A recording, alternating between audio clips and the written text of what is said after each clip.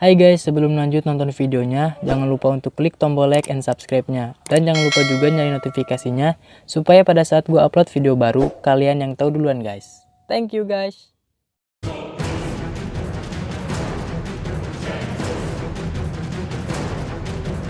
Adakah yang ikhlas rumahnya diambil orang? Apakah kalian siap mempertahankan? Karena Jawa Tengah itu memang paling sulit karena dia panjangnya banteng.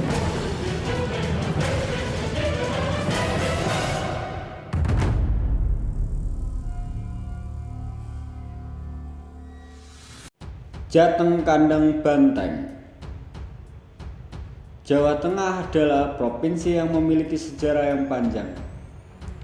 Memang sesuai dengan Undang-Undang Nomor 10 Tahun 1950 dan Peraturan Pemerintah Nomor 31 Tahun 1950. Pembentukan Provinsi Jawa Tengah dinyatakan pada tanggal 15 Agustus 1950. Namun banyak kota atau daerah di Jawa Tengah yang lebih dahulu terbentuk sebelum provinsi ini ada. Misalkan, Kota Salatiga yang sudah berumur 1272 tahun. Ataupun Kota Magelang yang menetapkan hari jadinya pada tanggal 11 April 1907. Karakter khas orang Jawa Tengah yang nerimo ing pandum menjadikan orang Jawa Tengah berbudi pekerti yang halus, tidak banyak protes atau mengeluh, sehingga hal tersebut dimanfaatkan atau tertunggangi oleh kepentingan politik ataupun identitas, dan itu menjadi hal yang seolah-olah tidak masalah. Misalkan penamaan beberapa kota di Jawa Tengah yang merujuk pada identitas tertentu, misalkan Pekalongan kota santri ataupun Jogja kota pelajar. Walaupun tak semua warga Pekalongan itu santri dan warga Jogja itu pelajar, namun itu menjadi trademark kota tersebut. Selain juga identitas lain, misalkan asal muasal makanan, hasil bumi ataupun hasil kerajinan, seperti kota lumpia, seperti Semarang kota lumpia, Jepara kota ukir. Ini semua menunjukkan identitas bahwa di daerah itu banyak penjual lumpia, ukiran, batik, dan lain-lain. Bagi kami ini sesuatu hal yang tidak masalah.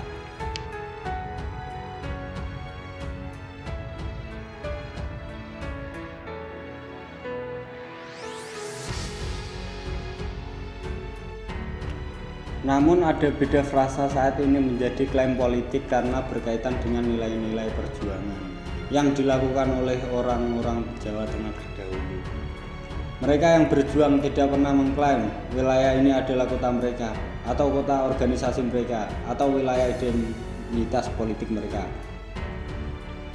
Yang melakukan klaim semacam itu hanyalah Belanda, Sekutu, dan Jepang saat menduduki wilayah Jawa Tengah ini. Jawa Tengah adalah bagian integral dari NKRI, artinya masyarakat Jawa Tengah dalam cita-cita bernegaranya termaktub dalam preambul UUD 1945. Spesifikasi model yang dimiliki warga provinsi ini adalah warga yang meyakini ketuhanan yang Maha Esa dengan cara beragama. Yang kedua, warga provinsi ini adalah warga yang menjunjung tinggi nilai kemanusiaan yang adil dan beradab. Yang ketiga, mereka juga menjunjung nilai persatuan Indonesia. Yang keempat, warga Jawa Tengah adalah warga yang menjalankan nilai kerakyatan yang dipimpin oleh hikmat kebijaksanaan dalam permusyawaratan perwakilan, serta mengupayakan keadilan sosial bagi seluruh rakyat Indonesia.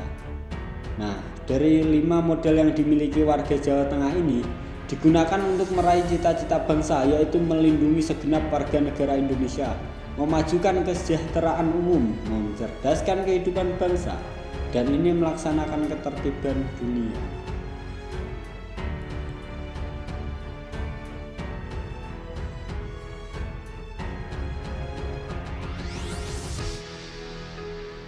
Bagaimana hal tersebut di atas bisa berjalan apabila kita masih dikotak-kotakan identitas politik seperti Jawa Tengah kandang banteng? Seharusnya tidak ada pengotak-kotakan tersebut. Hal ini terjadi karena keinginan mengoptasi suatu daerah seolah seperti daerah jajahan, apalagi analoginya hewan, binatang yang dikandangi. Hal ini tentunya juga didukung oleh kebanyakan media yang masih bermental inlander, konsultan dan lembaga survei. Pesan yang berkepentingan meraup keuntungan dengan mengorbankan persatuan dan kesatuan bangsa. Kita tidak mau ke depan akan ada sebutan-sebutan identitas kotak-kotak politik. Bisa jadi akan muncul ke depan sebuah lainnya, misalkan Jabar, Hutan Beringin, ataupun Jatim, Garasi, Mersi, dan lain-lain.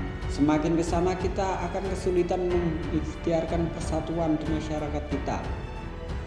Mari kita stop semua bentuk identitas kotak-kotak politik masyarakat ini.